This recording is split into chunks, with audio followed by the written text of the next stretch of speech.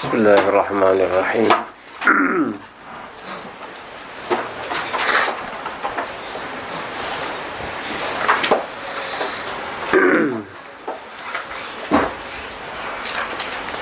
Qala al-musannif rahimahullah wa nafa'ana bihi wa bi'ulumihi fid dharain amin.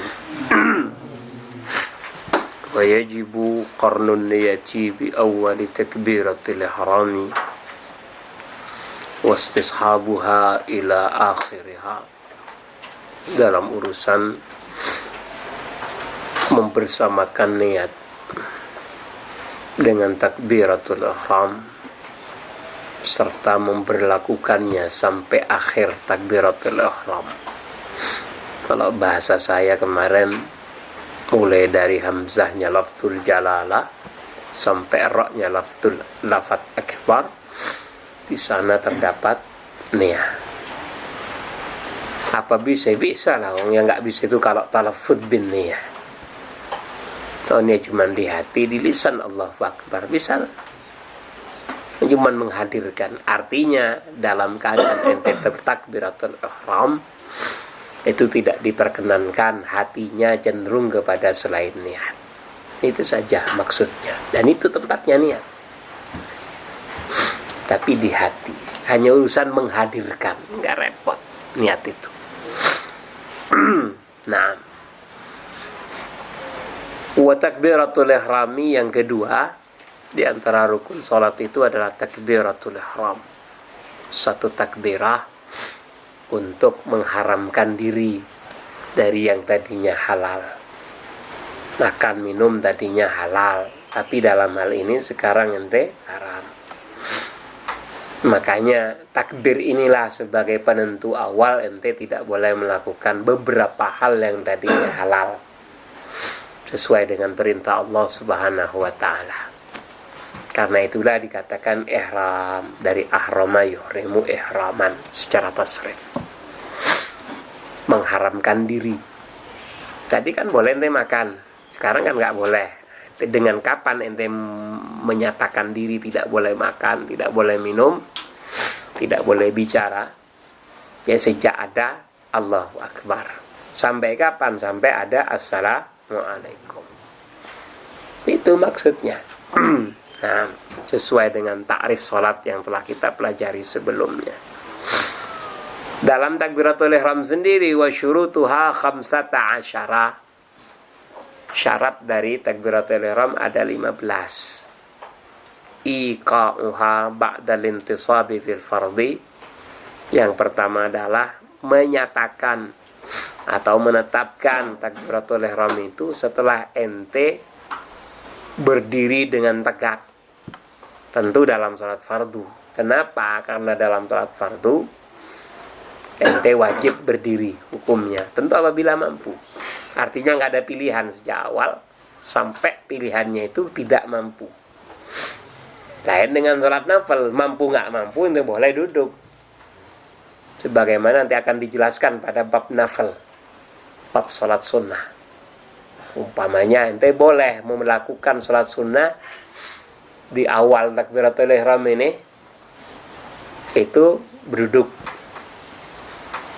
Nanti kalau sudah mau ruku berdiri dulu ente, baru ruku dari atas. Diakhiri pula nanti salamnya bukan pada rakaat selanjutnya ente duduk lagi. Teruskan sampai salam duduk. Atau ketika waktunya berdiri lagi, silakan. Atau tadinya berdiri diakhiri dengan, artinya di tengah-tengahnya ada duduknya, walaupun itu waktunya berdiri, waktunya membaca surat, tak apa-apa. Itu nafil. Sekarang kita sedang berbicara sholat fardu, yaitu ente melakukan niat itu tadi, tentu di takbiratul ihram itu ba'dal intisabi, setelah ente berdiri tegak fil fardhi, tentu dalam salat fardu. Karena syaratnya itu harus berdiri. Nah, wa antakuna bil lughatil arabiyyah, harus pula takbiratul ihram ini pakai bahasa Arab. tidak juga perlu diterjemah. Seperti kasusnya Roy, sang petinju. Lawang. Sholat dengan dua bahasa, bilingual. Sholat bahasa Arab sama bahasa Indonesia. Banyaklah pengikutnya. Roy, bukan mantan petinju, mantan bulu tangkis kalau nggak salah. Lama dulu, tahun berapa? Lama sekali sudah. Sempat heboh. Jadi hanya bahasa Arab saja, tidak perlu diterjemahkan atau ditranslate pada bahasa yang lain. Nah, tidak sah malah kalau mencampurkan dengan bahasa lain selain bahasa Arab. Siapa yang berkewajiban pakai bahasa Arab ini? Lil qadiri 'ala nutqi biha, bagi orang yang mampu berbahasa Arab.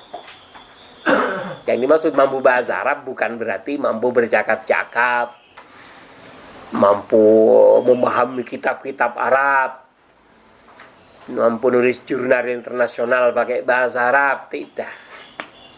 Ya, ini dalam urusan takbiratul ihram serta bacaan-bacaan di dalam sholat yang tidak boleh tidak harus bahasa Arab, seperti sholawat ala Nabi, Fatihah, kan sudah bahasa Arab semua itu. Ya itulah, di sana saja ente, dalam lingkungan itu saja ente wajib bahasa Arab, tidak menerima selain bahasa Arab.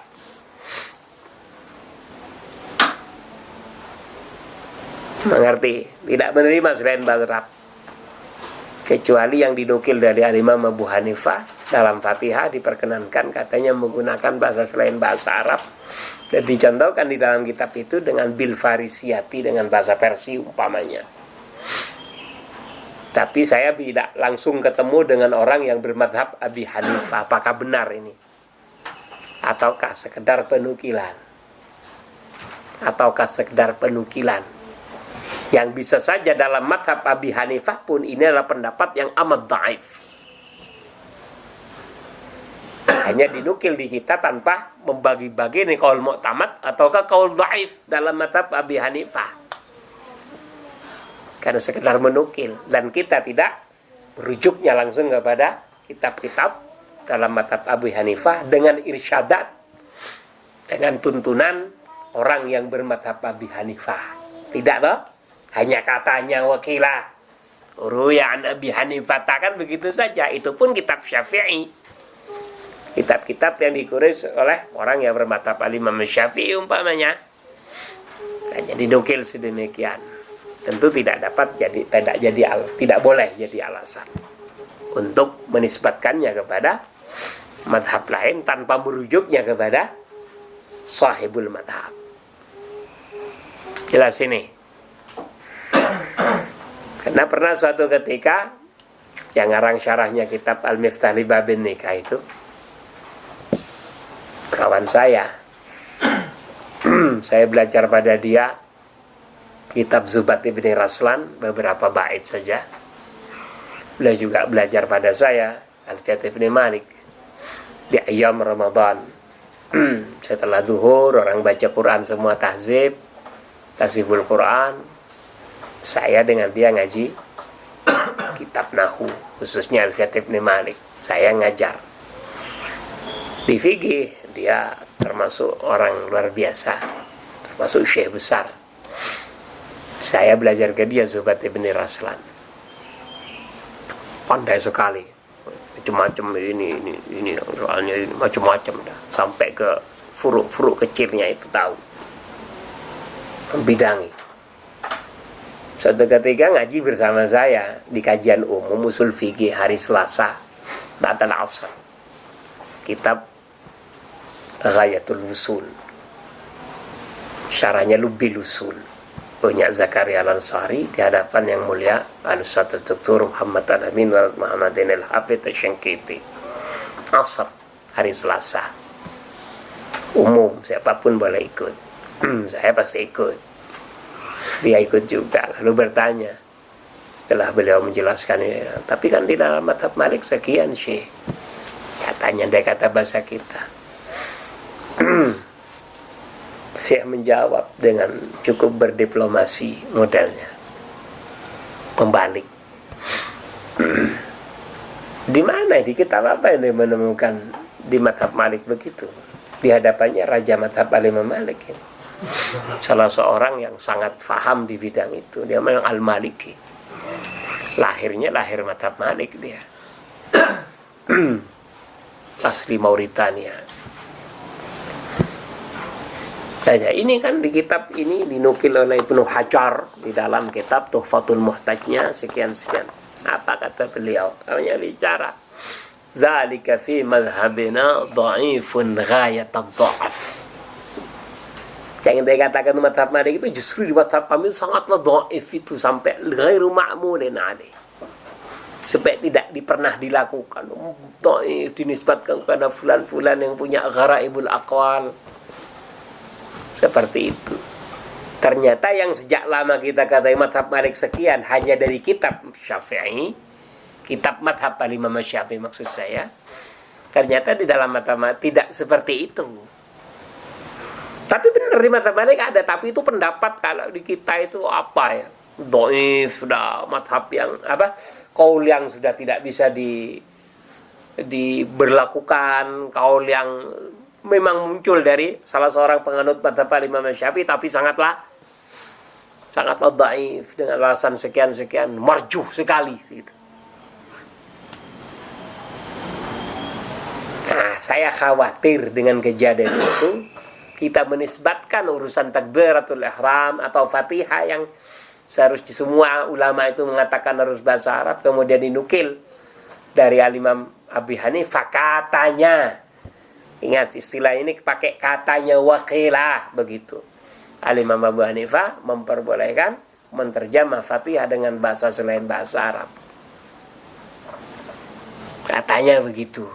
Kenapa saya katakan ini tidak boleh kita langsung ambil dan menisbatkannya kepada Abu Hanifah? Karena kita mengambilnya dari kitab madhab lain yang juga hasil menukil dari Abi Hanifah. Kita tidak langsung merujuk kepada kitab-kitab Abi Hanifah. Atau kalau kita sudah merujuk kepada salah satu kitab dalam madhab Abi Hanifah yang muktabar, jangan-jangan bukan yang diinginkan oleh kita maknanya. Jangan-jangan dia adalah suatu istilah yang dalam bahasa mereka tidak sama dengan bahasa kita memahaminya. Paham maksudnya ente? Saya saja katakan sholat witir yang ente katakan 3. Nama Malik itu witir 1 rakaat. Tuh yang pertama itu apa? Misalkan 3 semuanya. Salam terus. Itu bukan witir, syafa' namanya. Witir itu 1 cuma. Dalam Malik selalu 1. Tapi harus didahului oleh syafa'. Kalau sholat witir tanpa didahului syafa', dia makruh. Nah, jadi witir itu sampai kapanpun 1 dalam Malik. Cuman didahului oleh syafa'. Syafa' ini boleh 2, salam. Lalu tambahi 2 lagi, salam. Sampai pokoknya ujung-ujungnya 11. Sama saja kan berarti. Hanya di dalam istilahnya, mereka hanya menyatakan sholat witir yang 1 yang terakhir itu. Yang lain syafa' namanya. Jangan-jangan begitu, gitu loh. Lain istilah atau lain yang diinginkan apa? Oh, namanya juga istilah. Dia pasti punya konotasi tertentu menurut orang yang bersepakat dalam internal madhab. Belajar dulu apa-apa itu. Tidak mudah. Nah, hakimi orang jangan suka. Dah. Faman ajaza anin nutqi biha tarjama anha bi ayati lughatin sya'a.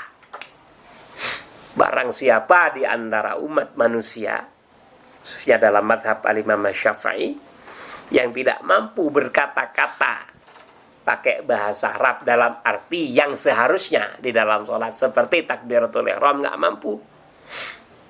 Mau bilang Allahu Akbar nggak mampu, tak pandai dia.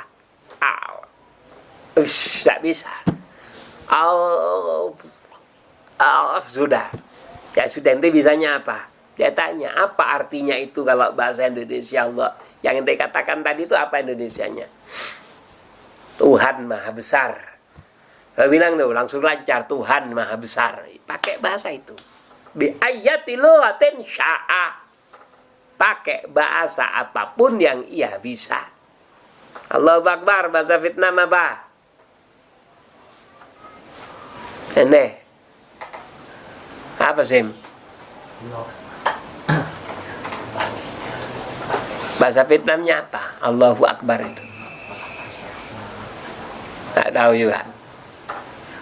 Boh. Bahasa Cempa apa? Allah belum. Hah? Allah belum. Hah? Allah belum. Allah belum? Ya, kum. Kum. Kalau bahasanya mamuk besar. Bahasanya mamuk. Gimana? Kecil apa besar? Besar. Ya mungkin asalnya gitu. Kalau kecil kecan. Kalau besar,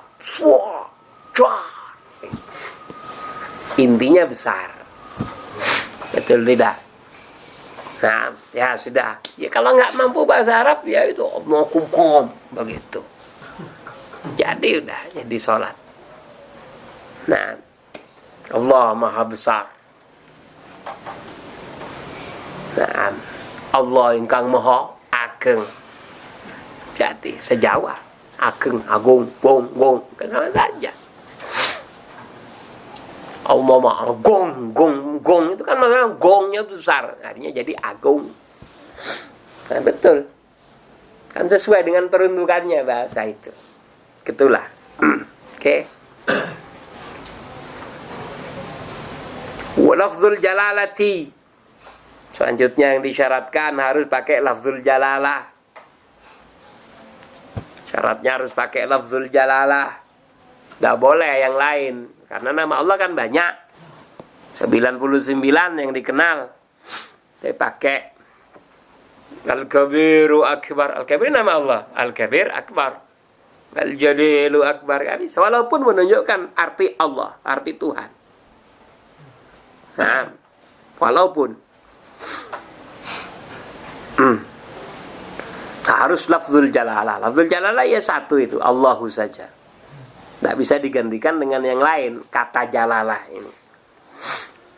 Nah, lafzu akbar, nggak boleh diganti yang lain akbar, walaupun tujuannya sama. Allahul Jalil.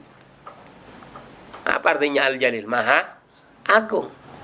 Akbar apa artinya? Maha Besar. Oh, tapi kan tidak berwazan af'alu saat tidak lafzul rubah. Allahul Ajal. Allahu Ajal. Allah Ajal. Kita tinggal merubah menjadi afalut tafdil. Yang kabir, afalut tafdil, akbar. Jalil, ajallu. Razak, afalut tafdil, arzak. Allah arzak.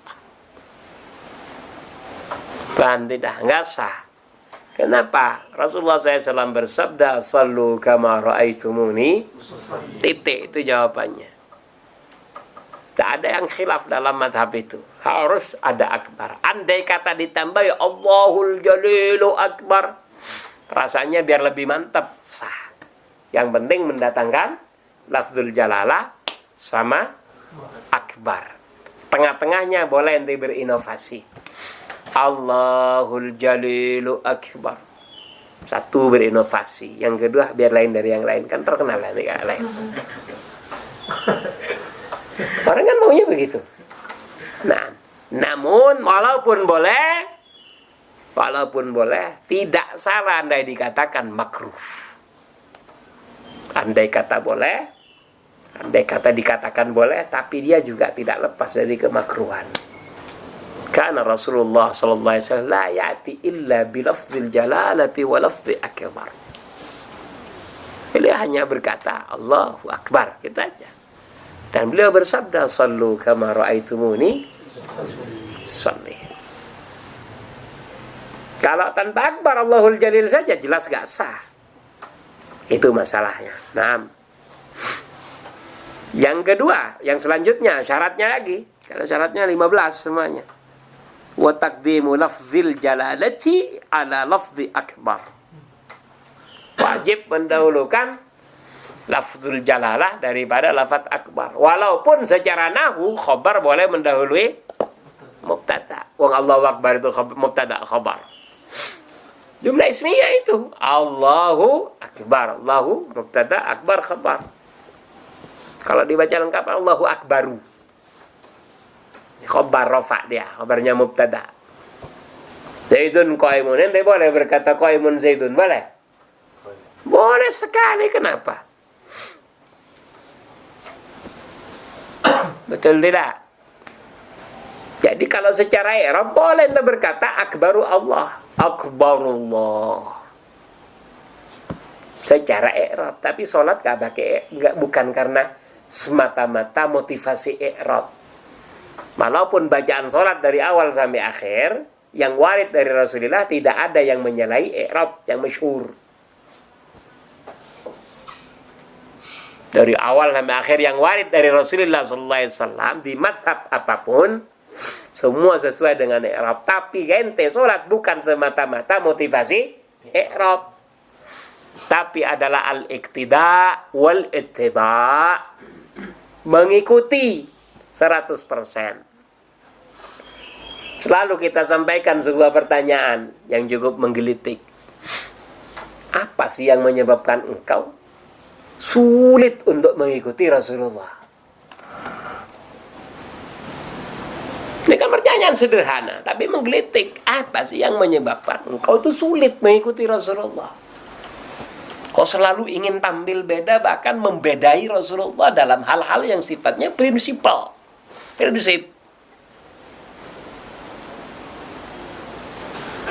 Paham nanti. Dalam hal prinsip malah menyalahi Rasulullah SAW. Urusan hukum. Hukum itu maksudnya apa? Kekuasaan serta pengeterapan konstitusi yang ditetapkan. Itu harus ikut Rasulullah dong.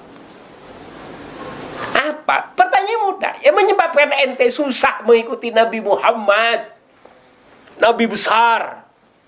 Apa? Mudah saja pertanyaannya itu.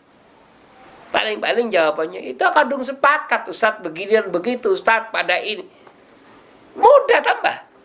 Kapan? Ke tanggal berapa kesepakatan itu? Kan semua harus tercover dong. Sejarah kok ini. Sejarah sebuah bangsa. Kapan? Lafaz kesepakatannya seperti apa?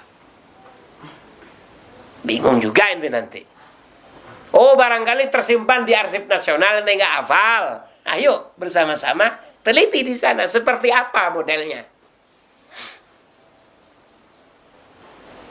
Bahkan yang ada ketuhanan yang Maha Esa dan kewajiban menjalankan syariat Islam bagi pemeluk-pemeluknya. Dan itu tidak berubah sampai detik ini, karena yang dapat merubah itu hanya dekret presiden. Tidak ada dekret sampai sekarang. Konstitusinya berbunyi seperti itu. Nah kalau kita ngomong begitu, makar. Belum. Tengik ente. Kalau ngomong begitu, makar. Maunya ente itu apa gitu loh. Kemana-mana demokrasi. Demokrasi itu pasti berdiri di atas 4 pilar. Di antaranya kebebasan berpendapat. Nah, kami berpendapat itu tentang kemajuan bersama, ayo. Tapi anti diperbaiki ente. Anti kemapanan ente ini. Itu sebenarnya mau demokrasi, apa mau barbar sebenarnya ente. Hukum rimba maksud saya. Hukum padang pasir. Enggak juga, betul tidak? Insyaallah luar biasa. Nah, ada kuliah. Jadi kesana sebenarnya termasuk di dalam urusan sholat, karena sholat adalah salah satu konstitusi di dalam Islam. Hukum tidak boleh tidak. Bahkan dia prinsipil. Harus. Kaedahnya jelas. Rasulullah bersabda, "Shallu kama ra'aitumuni sholli." Itu ikuti. Prinsip namanya itu. Salah satu tanda akan bahwa sesuatu itu menjadi prinsip, Rasulullah nggak pernah berubah di dalam melaksanakannya, nggak menerima perubahan. Dengan tidak menerima perubahan itu, terus dilakukan oleh Rasulullah seperti itu. Walaupun beliau tidak berucap, itu sebagai korina atau tanda-tanda bahwa hal ini menjadi prinsip. Itu diantaranya. Tidak harus berkata dalam hukum harus beda, apalagi sampai ada istilah, ada firman wa man lam yakum bima anzalallahu alaihi. Itu sangat prinsip jadinya.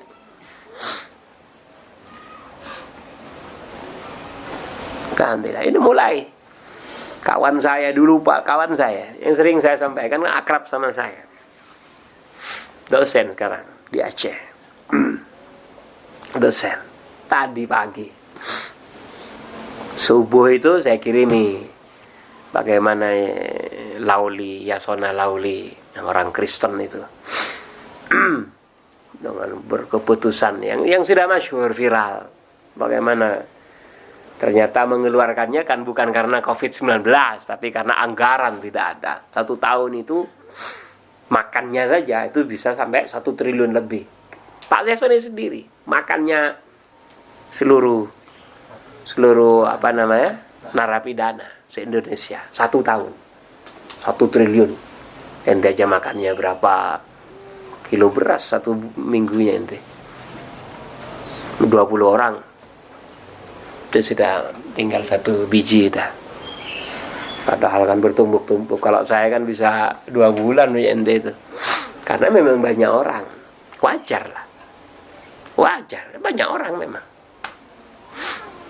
1 triliun makannya saja, kata Lauli, lain listrik, lain air, lain ya semuanya. Terus kesehatan, kan ada kesehatannya tetap mereka. Padahal itu sudah minim 5.000 per orang 1 kali makan, 5.000 rupiah. Nasi sama tempe. Saya juga menjadi tahu dan percaya 100% bahwa yang dikatakan Pak Yasona Lauli itu benar. Kawan saya yang kesini itu Kiai Haji Heru Ilyasa, yang kapan hari kesini itu kan pernah di penjara. Dia tahu banget dia di penjara karena menyuarakan kebenaran. Nah, tahu banget dia. Jadi saya percaya gitu Ustaz. Iya, tempenya besar kayak ini katanya. Aduh, ya pantas 5.000 saja nasi sama itu. Mie sama mie titit. Nah. Itu anggarannya kan dari Yasona Lauli juga yang dia makan dulu itu. Maksudnya yang mengelola Pak Yasona. Jadi tahu banget. Ini segala macamnya jadi pusing Pak Launa ini. Itu pun nombok. Nombok itu artinya tidak dari ini, artinya apa yang dikelola oleh pihak Kementerian Kemenkumham sendiri. Katakanlah dia punya koperasi apa dari sana. Dari APBN itu sudah kolab, sudah tidak ada.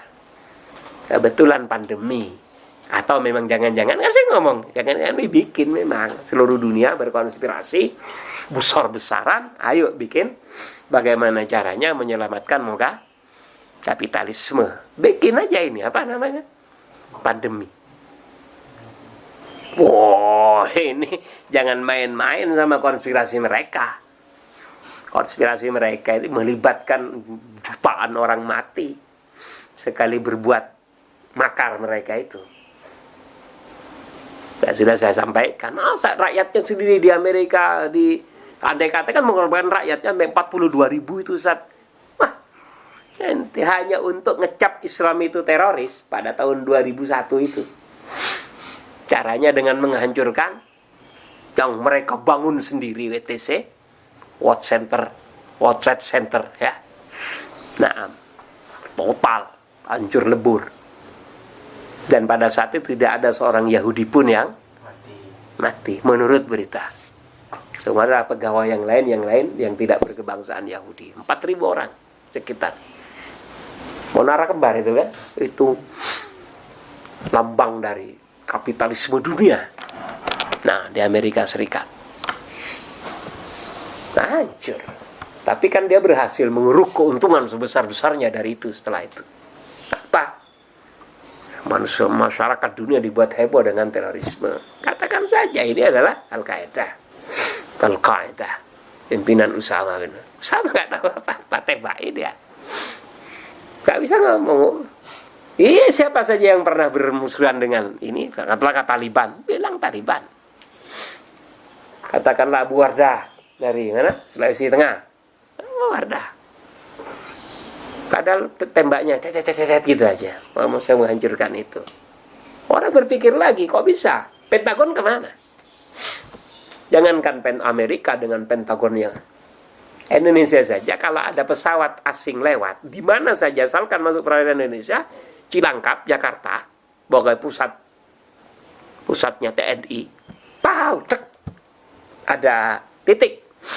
Lihat ya, koordinat sekian, ya, di sana, di Timor, Di sana ditelepon apa? Tentaranya di sana. Mohon saja tentara. Nah, ada orang asing masuk. Jadi dikejar oleh pesawat kita, dikeluarkan. Kalau memaksa tembak. Kalau enggak dikejar saja, dikeluarkan. Masuk ke negara lain terserah. Yang penting jangan ke kita. Kalau masuk ke kita izin secara resmi. Izin secara resmi.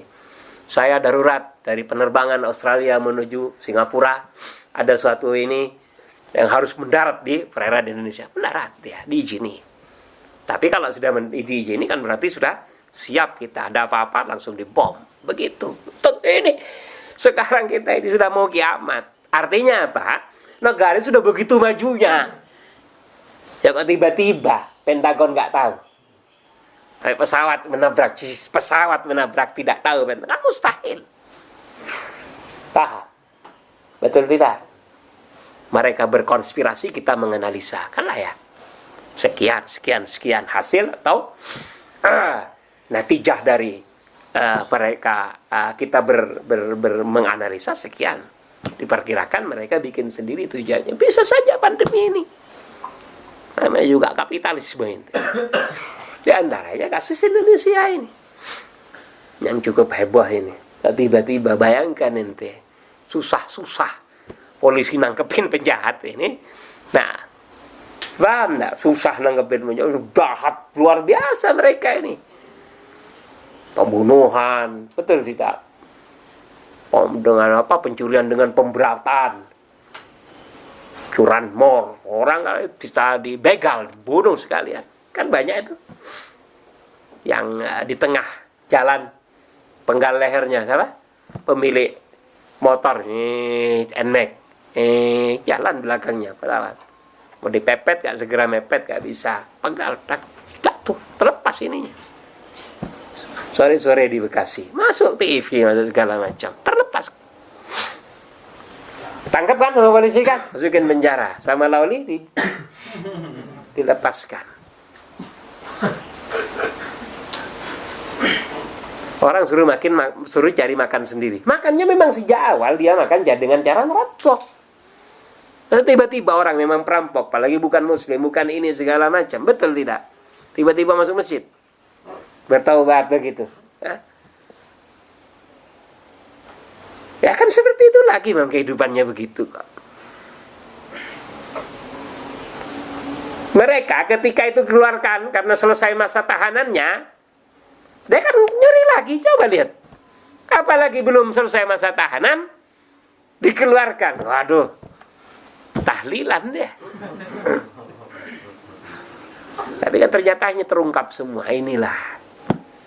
Setelah ini ente masih bertahan dengan kapitalisme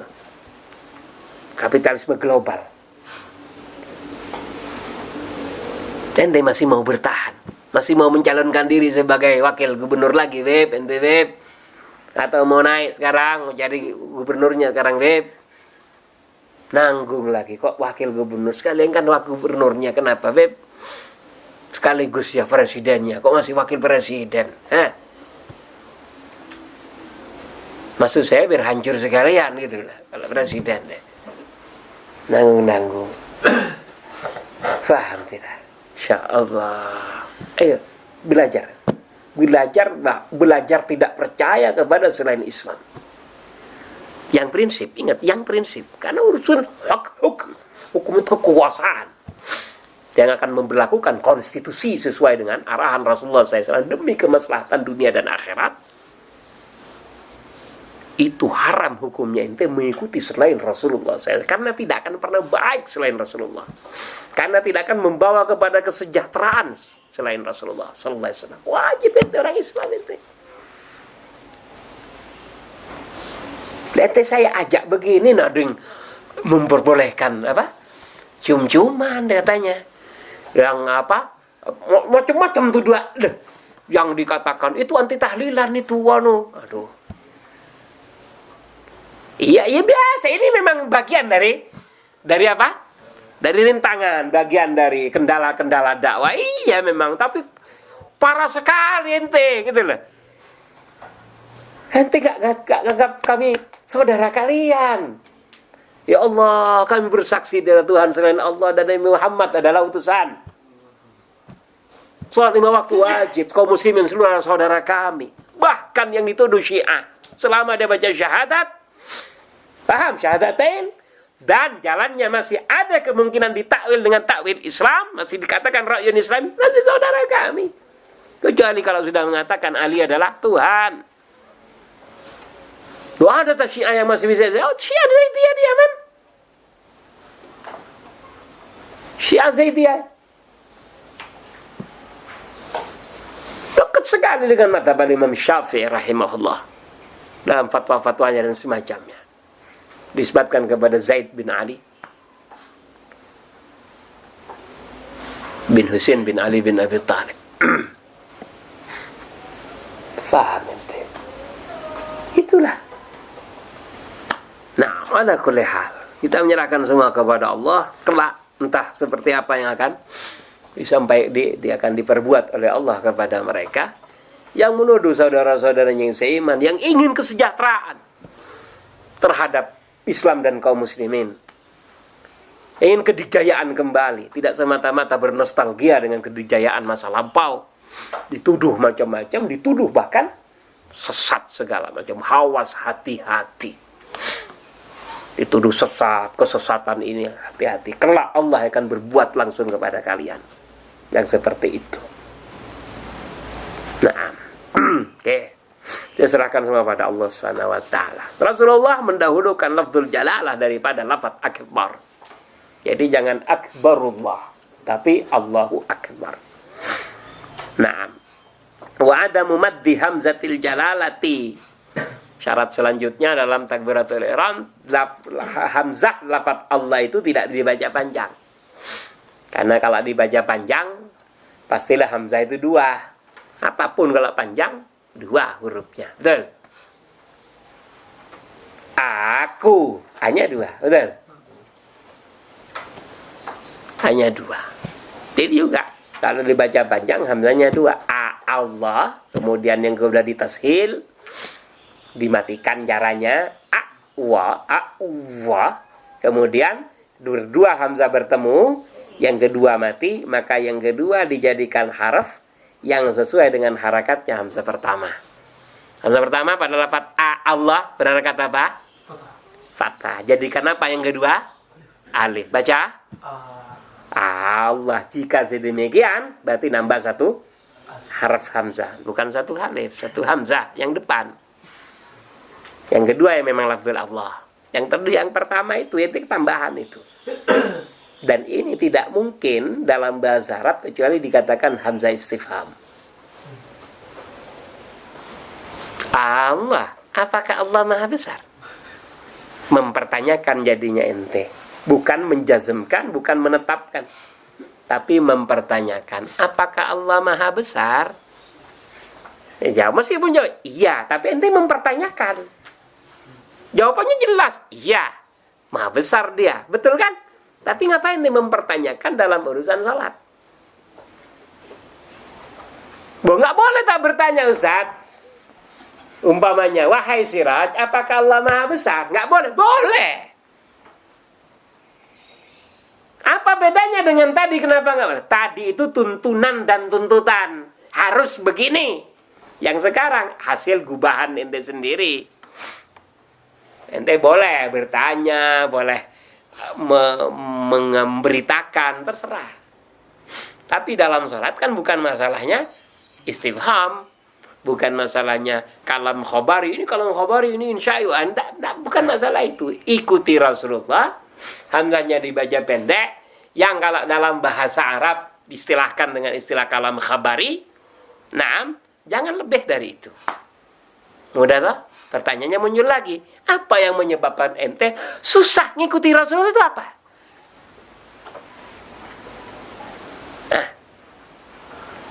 Aneh. Suruh nggak panjang-panjang. Nanti suruh panjang. Panjang memang ada mat. Pendek. Kan minta kasih fresh care matanya. Ini jelas. Huruf mat jelas. Nih. Kalau ada fathah, cara panjangnya apa ya? Nih. Kalau bahasa Al-Quran katakanlah Allahu, kan panjang lamnya ini biasanya. Betul? Apa yang repot? Ayo, apa yang repot? Termasuk baca Quran. Nah, kenapa? Kok sampai terbata-bata baca apa?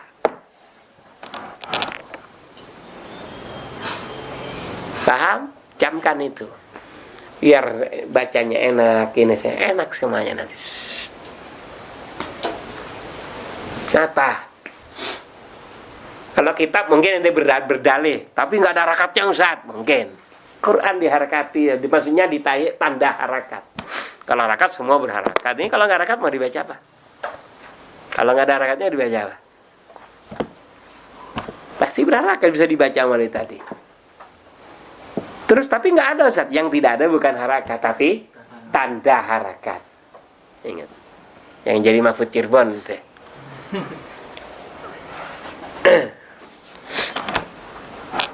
Paham tidak? Harakat pasti ada, sukunnya ada, kelihatan. Mana Ustaz?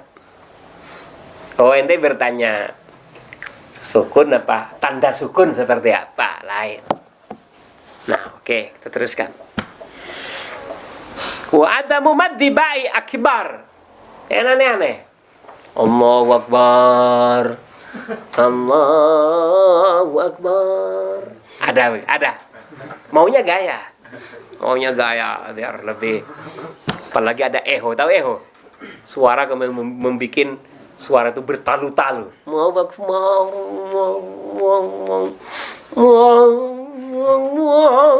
Begitu. Eho namanya. Kan betul, eho. Terusnya eco. Suara jadi enak, eco. Nah, bahasanya echo. Memantul suara itu. Ada kan? Ada di alatnya itu. Nah, nggak boleh. Kenapa? Karena kalau dibaca panjang dia ikut wazan af'al.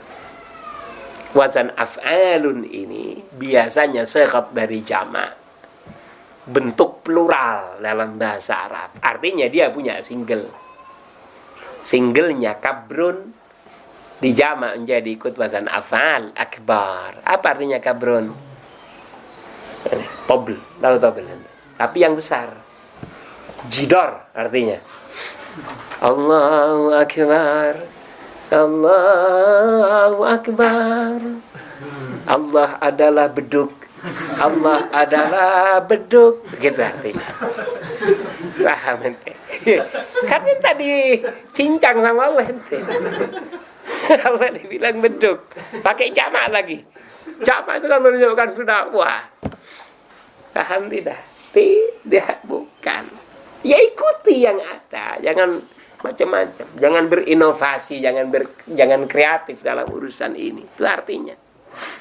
Nah, wa adamu tasydidha, tidak boleh menasydidkan roknya. Nah, ba bukan rok. Tidak boleh mentasydidkan ba-nya. Allahu Akbar, Allahu Akbar. Nah, itu nggak boleh. Ba-nya ditasydid. Tidak boleh. Ikuti yang ada. Dengar. Jangan cuma dengar-dengar saja. Nanti tidak akan beres. Ditalakkikan, diajar, dipelajari langsung dari mulutnya seorang syekh, dari lisannya syekh atau siapapun yang punya kemampuan dalam mengajar urusan adzan. Apa? Takbiratul ihram di sini. Nah, wa adamu ziyadati wawin sakinatin aw mutaharrikatin bainal kalimati. Antara kalimat pertama lafzul jalalah dengan kalimat yang kedua Allahu Akbar jangan ditambahi wawu. Baik wawunya difathahkan, maksudnya diharakati ataupun disukunkan. Karena kalau sukun haknya panjang. Allahu Akbar. Kalau di dalam adzan Allahu Akbar, Allahu Akbar. Hati-hati. Nah, itu kalau di dalam takbiratul ihram Allahu Akbar. Itu berarti nambah wawu ente. Kalau dia berharakat Allahu Akbar, Allahu Akbar atau Allahu wa Akbar, apalagi Ngapain juga nambah waw? Emang waw apa? Waw atau apa? Hah? Ditanyakan sekalian, waw apa yang ente tambahkan? Kenapa diatofkan emang? Nanti baru akan kalau diatofkan, mana khabarnya? Lafdul jalalah, ya. Dibuang sak takdirnya ini. Kemudian cari repot kan akhirnya. Nah, hanya membuang menakdir ini, kemudian mengatofkan perkara yang ada. Padahal andai kata ini langsung jadikan khabar kan enak. Kalau mau dari susunan Arabia. Intinya ente nggak mau ikut Rasulullah. Repot akhirnya. Kata kawan yang saya tadi katakan, repot sekali. Ikut Islam kan enak, kata kawan saya. Kepotong sampai 1 nisab dalam urusan pencurian, lakukan pemotongan karena Rasulullah memotong. Akhirnya ngomong seperti itu. Kalau dia membunuh, nyata dia membunuh, bunuh juga. Saya apa jawabannya? Betul, akhi. U-nya panjang, betul, akhi. Ininya banyak. Saya hanya menunggu kalimat itu. Ternyata ujung-ujungnya kalau terus disentuh, sadar juga dia. Dia memang dasarnya pinter. Dasarnya ada, kalau yang soal sok pinter repot. Nah, disentuh bagaimanapun nggak bisa. Ketika sudah muak juga dengan rezim, dengan segala modelnya ini, nah, saya ngomong ikut Islam. Nah, itu yang kami lakukan sejak dulu. Kami nawarkan, hai Islam yuk, ikut Islam yuk. Ngotot cari pembelaan untuk demokrasi. Notabene-nya kapitalisme global ini cari pembenaran. Carikan, dibikinkan konsep ekonomi Pancasila. Gimana ente ekonomi Pancasila? Oh, ekonomi itu kalau nggak dikelola pakai kapitalisme, dia pakai sosialisme, dia pakai Islam. Nggak ada yang lain. Coba seperti apa yang Pancasila non kapitalisme, non sosialisme, non Islam. Yo, konsep bikin sudah. Yo, nah ibu. Termasuk sistem kehidupan bermasyarakat setiap hari. Enggak Islam, enggak kapitalisme, enggak sosialisme. Bikin ente konsepnya sendiri. Kan katanya ideologi. Bikin tulisan ideologi. Pancasila itu ideologi, bukan pepesan kosong. Menurut Al-Imam, bawa nama Syatibi, bawa. Kan akhirnya seperti itu. Padahal kan masalahnya, wow, jangan dikaruh. Jauh, jangan taruh waw ente. Karena kalau waw ente repot cari khobar, nanti pembenaran, justifikasi. Sulit kan? Ini deh. Enak sebenarnya. Dari Allah tidak ada wawunya, Pak. Rasulullah juga melakukan tidak ada pakai waw. Hadis-hadisnya jelas. Kenapa pakai waw? Tidak usah soal jadi dalam Arabia kan di khobar. Ini bisa dibuang setakdirnya sekian nanti. Kan akhirnya repot ente. Seperti itulah. Cari pembenaran akhirnya. Padahal ente coba lihat, ente kan muda, ente ngomong ke orang. Ente kan ngomong ke orang. Ekonomi Pancasila seperti apa? Ingatlah, jangan pakai kapitalisme, sosialisme, dan jangan pakai Islam. Ya. Pancasila. Ya. Satu. Yang kedua fakta kan, yang berlaku di Indonesia sejak lama ini, kapitalismenya atau ekonominya, sistem atau cara sistem yang berlaku dalam urusan ekonomi, tanyakan. Sekian. Bukankah itu adalah kapitalisme? Ente harus tahu faktanya apa. Kapitalisme itu kan, ya berarti bukan Pancasila, kapitalisme namanya. Yang enak langsung Surya Paloh pidato berapi-api, jenggot kan seperti itu. Aceh. Nah, Indonesia hari ini malu-malu saja untuk mengakui bahwa dia adalah negara liberal kapitalis. Hanya malu-malu saja. Ada ngomong dia ada. Nah, sekalian begitu. Dia tahu berarti. Hanya belum mendukung khilafah. Belum. Tapi terus disentuh. Ada sudah. Bukan saya yang kontak dia. Orang-orang yang khusus bekerja. Yang kita bahkan nggak tahu namanya. Nah, yang dia kalau sowannya ke Surya Paloh. Bahkan bisa ke presiden. Bisa ke mantan presiden. Bahkan kepada panglima tentara aktif atau mantan panglima serta pembesar-pembesar Tentara Nasional Indonesia serta Kepolisian Republik Indonesia. Ada. Ente nggak perlu tahu siapa, saya juga nggak tahu, tapi jelas ada tugasnya memang. Ada tugasnya. Saya ngontak ini siapa? Pak Umar ini saya. Yang orang kampung, orang kecil, kan itu juga orang kecil. Kelasnya Pak Umar. Diajak ke mana? Malang Selatan. Malang Selatan saya. Ustaz, nanti kita kontak Kiai Haji Ridhoi Malang Selatan. Ayo, datang. Nah kalau nggak gitu kan nggak tahu Kiai Ridhoi. Kita kasih tahu kayak ente. Kalau nggak terus saya kasih tahu, nggak tahu ente. Udah menganggap sudah benar Pancasila ideologi. Padahal itu sejak lama itu tidak dalam ideologi Pancasila, itu dalam kapitalisme sejati.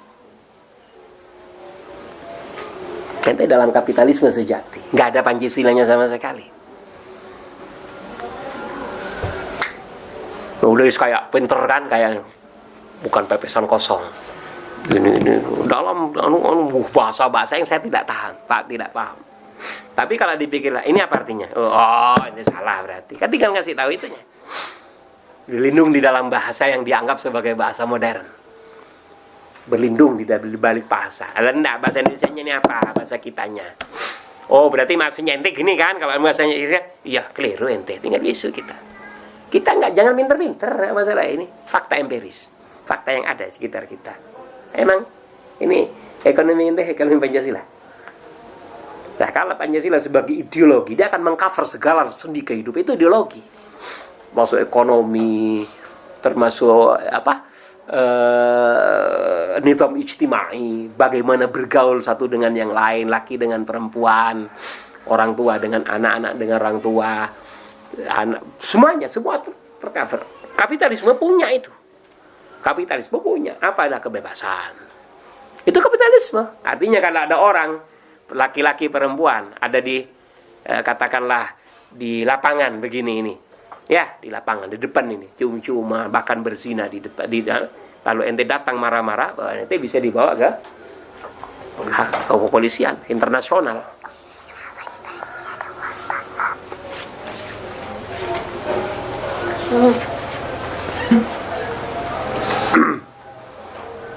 Paham tidak? Seperti itu. Kapitalisme, sosialisme, sekian. Ada semua. Islam ada nizam ijtimainya. Pancasila seperti apa? Nah, jawab itu. Ini pertanyaan serius saya. Ente nanti ke orang begitu. Ayo, sistem pergaulan dalam Pancasila seperti apa? Jangan ngambil dari Islam, jangan ngambil dari kapitalisme, jangan ngambil dari sosialisme. Yo. Ya sendiri, namanya ideologi. Ideologi itu punya ciri khas yang dia nggak ambil dari yang lain. Ente sulit, ente ngatur itunya saja, diminta itunya sulit tuh. Mau itu bukan pepekan kosong, wah ente busuk ente.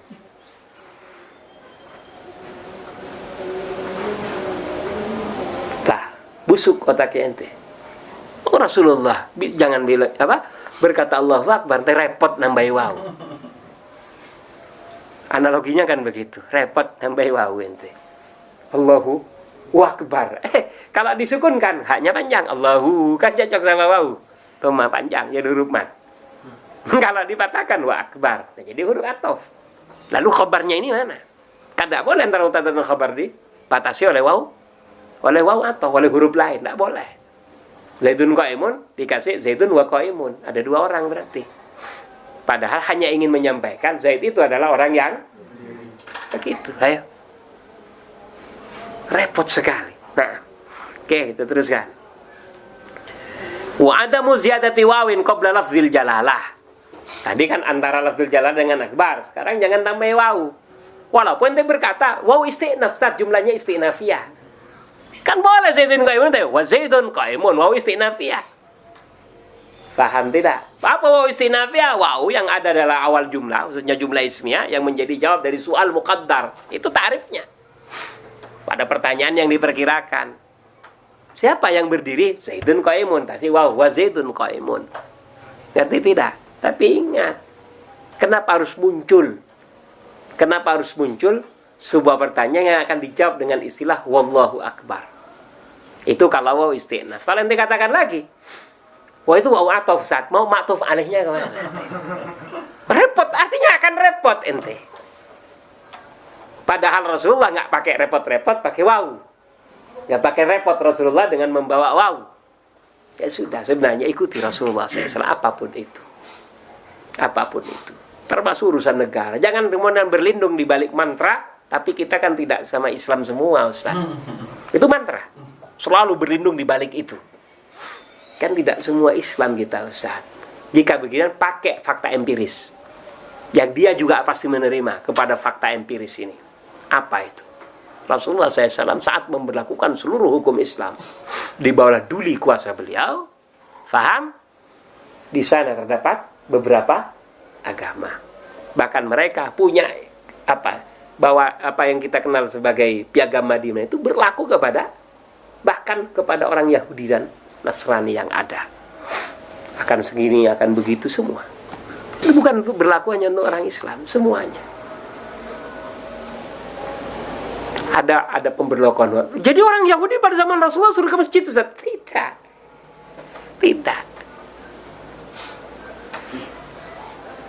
Urusan prinsip dan ibadah mahdoh, Islam tidak ikut-ikut. Tapi dalam urusan yang tidak berbeda antara Islam dan non-Islam, inilah yang akan di-cover oleh Islam.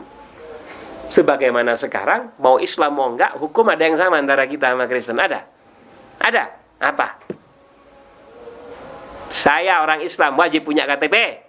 Kalau orang Kristen boleh nggak punya? Orang Kristen boleh nggak punya apa wajib punya? Itu yang di cover nantinya. Yang kedua, contoh.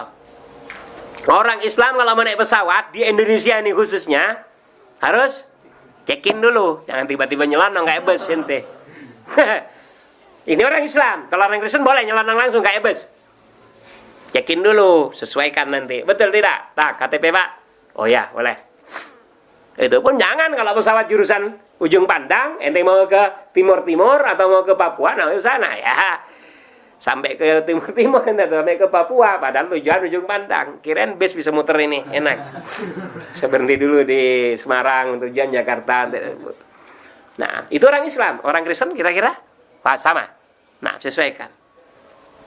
SOP-nya sama. Ini yang kemudian maksudnya Rasulullah memberlakukan hukum itu yang SOP-nya sama. Adapun urusan ibadah mahbah, ya Rasulullah SAW tidak ikut-ikut, bahkan ikut mendukung. Umpamanya di pihak mereka butuh gereja, dibikinkan. Tapi tentunya pakai undang-undang. Gerejanya nggak boleh sebesar Masjid Jamek Malang. Nah, kasih gereja kecil saja, juga Kristen. Ya kan dia kalah, istilahnya dia kan kalah. Itulah, ini kita yang menentukan. Yang Yahudi datang, ya dia ngomong apa ke Nabi Muhammad? Ya Rasulullah juga, dia wahai presiden, begitu, wahai Amirul Mukminin. Dia bilang Amirul Mukminin, wahai amirnya orang-orang mukminin, tolong bikinkan sinagog bagi kami. Sinagog yang lama sudah hancur terjang badai. Rasulullah segera, bikinkan. Begitu. Tapi tentunya pakai SOP Rasulullah SAW. Jangan tidak boleh lebih tinggi daripada ini. Sekian. Ini jadi hukum ke kita. Lalu sekarang yang ada apa? Masjid Jamek Malang pinggirnya 2 itu. Masjid Jamek Malang 2 ini. Sini sama sini. Gede-gede itu. Zaman Belanda sudah ada. Nah, itulah. Ala kulli hal. Kita akan tahu sendiri nanti kalau mempelajari dengan seksama. Wa adamu fasilin tawilin bainal kalimatain. Tidak boleh dipisah dengan pemisahan yang cukup panjang. Allah Akbar. Jangan ngapain juga dia dalam mubtada dan khabar. Allahu Akbar. Makanya sebagian ulama khususnya mazhab Syafi'i, kalau panjang Allahnya sampai lebih dari 7 alif. Allah, paham? 7 alif, 7 harakat saja. Allah, itu bisa batal, harus diulangi. Allah, sedangkan ini masih sibuk menata usolli fardhu dzuhri. Pada hadirkan saja, hadirkan dengan cara huruf, bukan jangan cara tahqiqi. Allahu Akbar. Kayak anda tanyakan, sudah sampai pasuran? Ada, kayak gitu. Nggak perlu harus naik nanti. Jalan mulai dari Arjosari sampai ini, oh, enggak usah. Wong ente ngotot. Allahu Akbar, niat memang di hati, tapi di sana juga ada usolli fardhu dhuhri arba'a rakaatin mustaqbilal qiblati lillahi, panjang ente. Hanya di yang ada tadi di lafaz dimasukkan ke sini, main tahu saya yang tadi. Sudah. Yang apa yang diinginkan? Qasdu syai', menyengaja sesuatu. Makanya kalau itu Allahu Akbar, ada kata begitu. Nah, tidak ihsan. Tidak layak. Allahu Akbar, selesai. Nah. Wa an yusmi'a nafsahu. Dia memperdengarkan lafaz Abdul Jalal atau Allahu Akbar itu kepada dirinya. Minimal, batas minimumnya itu kepada dirinya. Jangan. Ente meskipun sama dirinya kan nggak denger sama lafaz. Kan tidak ada. Walaupun dia ngerti sedang takbir, tapi kan nggak dengar, harus dengar Allah Akbar. Nah, kan dengar itu. Nah, itulah dia yang dimaksud. Harus. Ini syaratnya. Khususnya dalam mazhab Imam Syafi'i. Yang mana yang diperkenarkan? Jami'ah hurufiha. Seluruh hurufnya takbiratul ihram. Apaan? Mulai dari Allah sampai rohnya lafaz akbar. Ya, itu Nabi sendiri. Itu semuanya harus diperdengarkan. Tapi batas minimumnya kepada dirinya sendiri. Walaupun orang di pinggir ente tidak mendengar. Yang penting kepada diri sendiri dengar. Kapan itu harus didengar oleh dirinya sendiri minimum? Ingkana sahih as-sam'i. Kalau kepala kupingnya, pendengarannya tidak mengalami kecelakaan. Tidak mengalami kebuntuan. Tapi kalau dia tunarungu memang. Walaupun jangankan bacaan sekecil itu. Orang khutbah teriak-teriak dia nggak dengar. Memang tunarungu, tak bisa berfungsi. Nah, wala mane'a, dan tidak ada mane. Karena kadang-kadang sahih pendengaran ini, tapi ada mane. Di pinggir ini orang sedang bajak sawah. Ente bisa bayangkan, kan sering di sini.